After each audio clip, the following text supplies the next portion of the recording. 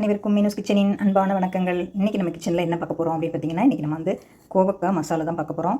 இது வந்து சாதத்துக்கு ரொம்ப நல்லாயிருக்கும். சைட் டிஷ்ஷு ரசம் மட்டும் வச்சுட்டு இந்த காய் வந்துட்டு மசாலா போட்டால் ரொம்ப சூப்பராக இருக்கும். தொட்டுக்கிறதுக்கு வேறு எதுவுமே வேண்டியதில்லை. கூட அப்பளம் சிப்ஸ் இருந்தால் கூட வச்சுக்கலாம். இந்த மசாலா வந்து தயிர் சாதம், ரசம் சாதம் இல்லை இதே கூட நீங்கள் சாதத்தில் போட்டு பிசைஞ்சு சாப்பிட்லாம். ரொம்ப சூப்பராக இருக்கும். இது பாருங்கள், இந்த மாதிரி கூடுமான வரைக்கும் இந்த மாதிரி பச்சை காயை பார்த்து வாங்கிக்கோங்க. இது மறுநாள் ஒரு நாள் இருந்தாலே இந்த மாதிரி லேசாக பழுத்த மாதிரி வந்துடும். வாங்கினா உடனே இன்றைக்கி இல்லை நாளைக்கு மறுநாளே செஞ்சிடணும். ரொம்ப நல்லது இது. சுகர் பேஷண்ட்லாம் நல்லா எடுத்துக்கலாம்.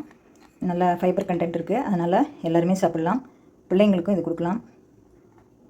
ஸ்கூலுக்கெல்லாம் இது இந்த மாதிரி செஞ்சு கொடுத்தீங்கன்னா அவங்களுக்கு சாதத்துக்கு தொட்டுக்க ரொம்ப விரும்பி சாப்பிடுவாங்க.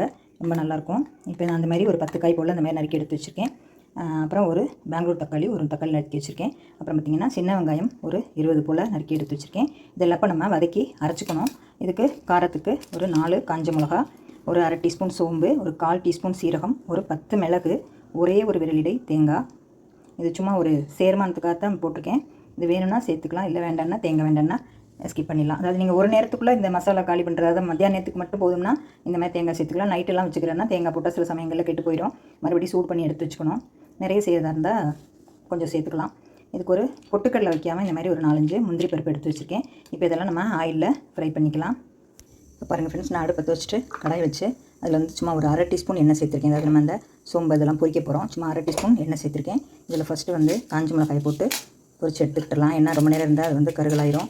அதனால் லேசாக எண்ணெயில் வறுத்துட்டு எடுத்துடுவோம். அதுக்கப்புறம் நம்ம இந்த சோம்பு, ஜீரகம், இது கூட கசகசா கூட அரை டீஸ்பூன் சேர்த்துக்கலாம். எடுக்க மறந்துட்டேன், அதையும் எடுத்து இதில் சேர்த்துக்குவோம். இந்த மாதிரி மிளகா வந்து பாருங்கள் உப்பெல்லாம் வருது பாருங்கள். எண்ணெயில் பொரிக்கும் போது இந்த மாதிரி வரும் நல்லா. அப்போ நம்ம எடுத்துடலாம். ரொம்ப நேரம் இருந்துச்சுன்னா கருப்பாயிடும். அதனால் இப்படி வறுத்து முதல்ல எடுத்துக்கிட்டலாம். இப்போ அடுத்து நம்மளோட சோம்பு, ஜீரகம், இந்த மிளகு இதெல்லாம் லேசாக போட்டு பொரிச்சிக்கலாம். அது கூட நம்ம முந்திரி பருப்பையும் போட்டுக்கலாம். தேங்காயை 2 உடச்சி சேர்த்துக்கலாம். மிக்சியில் அரைக்கும்போது துண்டு துண்டாக வரும். இதை வறுத்துட்டு நம்ம இதையும் தனியாக எடுத்து வச்சுக்கலாம். இப்போ நம்மளோட சீரகம், சோம்பு, மிளகு எல்லாம் வறுத்து எடுத்து வச்சு அப்புறம் வரமிளகாயும் வறுத்து எடுத்து வச்சுட்டேன். இப்போ வந்து நம்ம இந்த சின்ன வெங்காயத்தையும் இந்த தக்காளியும் சேர்த்து நல்லா வதக்கிக்குவோம்.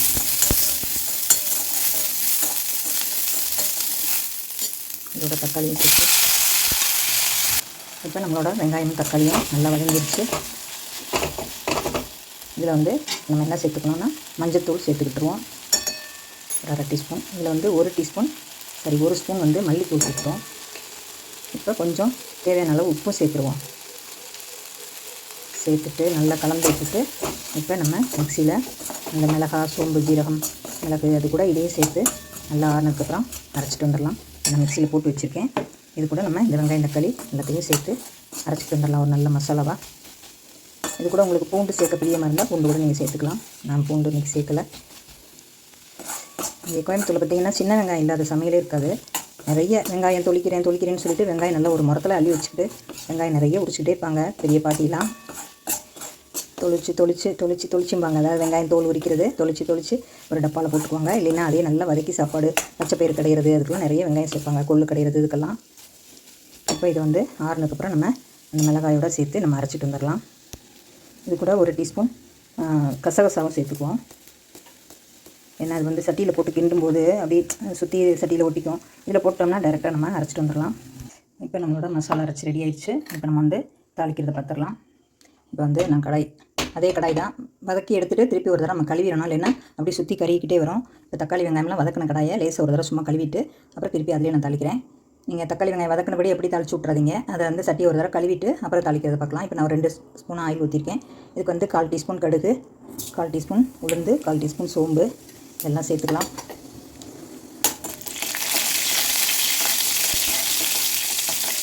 நல்லா பொரிஞ்சதுக்கப்புறம் நம்ம வந்து கோவக்காய் கொட்டி நல்லா வதக்கி அள்ளிக்கலாம். டங்க்கு ஸ்லிப் ஆகிடுச்சு. கோவக்கான்னு சொல்கிறதுல பாவக்கான்னு சொல்லிட்டேன். இது மாதிரி நீங்கள் எல்லாத்துலேயுமே செய்யலாம். கத்திரிக்காய், பாவக்காயில் கூட செய்யலாம், கோவக்காய். இப்போ நல்லா பொரிஞ்சிருச்சு. இப்போ நம்ம எடுத்து வச்ச கோவக்காயை கழுவிட்டு நறுக்கி வச்சுக்கோங்க. ஏற்கனவே நம்ம சேனலில் போட்டிருக்கேன். நம்ம பொடி மட்டும் போட்டு பொரிச்சல் போட்டிருக்கேன். இப்போ வந்து நம்ம மசாலா போட்டு பண்ணுறோம். அது ஸ்பைசி இல்லாமல் உள்ள மசாலா. அது மிளகாயோட காரம் வந்து சூப்பராக இருக்கும் சாப்பிடும்போது. இது வந்து நம்ம ஆல்ரெடி வதக்கி அரைச்சது தான், அதனால் சும்மா அப்படியே போட்டுக்கலாம். எண்ணெயில் எல்லாம் மசாலா வதக்க வேண்டாம். காய் கொஞ்சம் நல்லா வதங்கிக்கிட்டோம். இப்போ நம்மளோட காய் வந்து நல்லா வதங்கிடுச்சு. சூப்பராக இருக்கும். இப்படி வேறு செஞ்சு பாருங்கள். இது லேசாக உப்பு மட்டும் போட்டுப்போம், ஏன்னா நம்ம வந்து மசாலாவில் போட்டிருக்கோம். இப்போ இந்த மசாலாவை இதில் கொட்டி நல்லா வதக்கிக்கலாம். ஆல்ரெடி நம்ம வந்து எண்ணெய் ஊற்றி வதக்கிட்டோம்.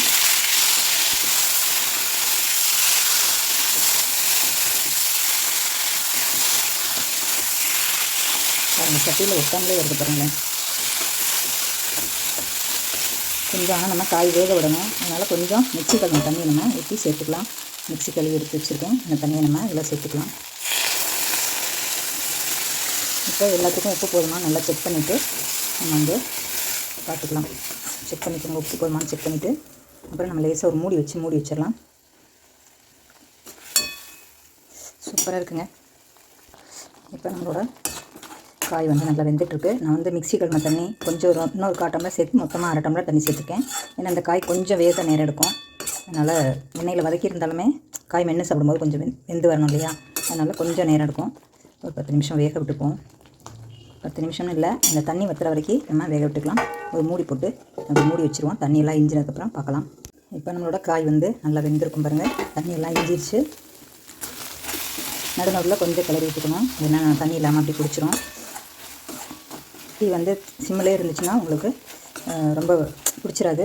மிதமான தீயை வச்சுட்டு மூடி வச்சிட்டிங்கன்னா அந்த காய் வந்து இந்த தண்ணி இஞ்சி அதிலே இந்த மசாலா வெந்து வந்துடும். இதில் வந்து நமக்கு தக்காளியோ வெங்காயமோ எதுவுமே வெளியே எடுத்து போடுற மாதிரியே இருக்காது. சில பிள்ளைகளுக்கு வெங்காயம் தக்காளிலாம் பிடிக்காது.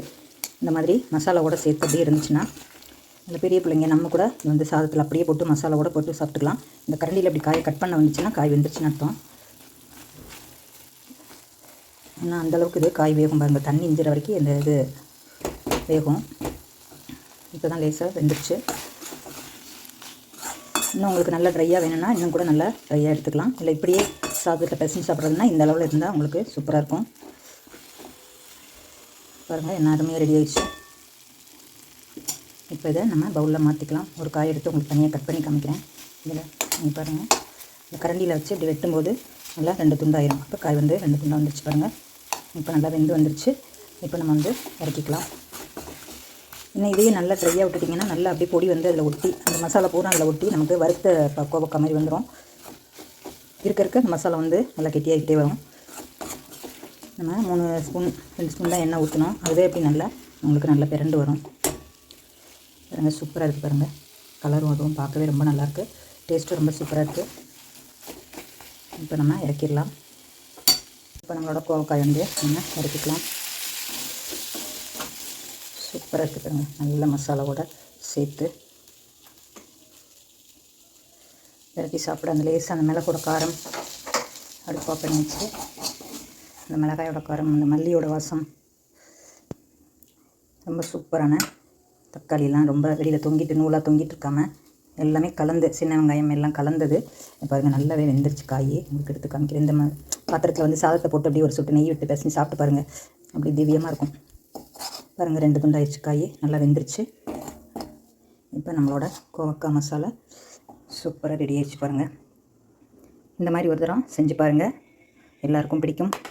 ஓகே ஃப்ரெண்ட்ஸ், இந்த வீடியோ பிடிச்சிருந்தா லைக் பண்ணி ஷேர் பண்ணி கமெண்ட்ஸ் பண்ணுங்கள். அவசியம் சப்ஸ்கிரைப் பண்ணுங்கள் ஃப்ரெண்ட்ஸ். இந்த மாதிரி ஒரு தடவை செஞ்சு பாருங்கள். கோவக்காய் இதுக்காகவே வாங்கி செஞ்சு பாருங்கள், ரொம்ப நல்லாயிருக்கும். கோவக்காயை இந்த மாதிரியும் பண்ணி சாப்பிட்லாம், ரொம்ப சூப்பராக இருக்கும். ஓகே ஃப்ரெண்ட்ஸ், அடுத்த ஒரு வீடியோவில் சந்திப்போம். அனைவருக்கும் நன்றி.